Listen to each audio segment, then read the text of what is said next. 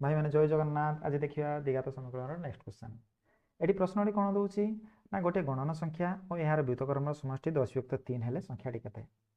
এইভাবে যদি क्वेश्चन आसे ताना आपण बिना पेन एंड पेपर यूज रे 2 सेकंड मध्य रे आंसर बाहर कर परिबे। केमतिका ना एटी गोटे गणन संख्या मन कर गणन संख्याटा को नेले आमे x ताहार व्युतक्रम माने गुणात्मक विलोमी सेटा केते हबो ना 1/x सी कुछ ए दुइटार समष्टि केते हबो ना 10/3। এই ভଳିয়া যদি क्वेश्चन आसे आपण सिंपली 10 युक्त 3 टाको भांगी देबे एटा केते हे परिबो 3 पूर्ण 1 युक्त 3 ताले आमे एपटे लिखि परिबा x + 1/x equal to 3 + 1/3।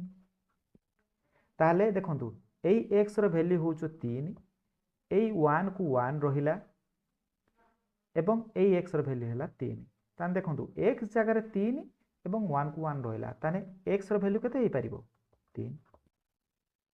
सेमतिका next question देखंतु से केते कहला ना x + 1/x बहुत समय रे एटा कोन देई थाए ना x + x to the power -1 x to the power -1 जहा 1/x होचु सेया। देखंतु एटी केते कहला ना x + 1/x इक्वल टू 17/4।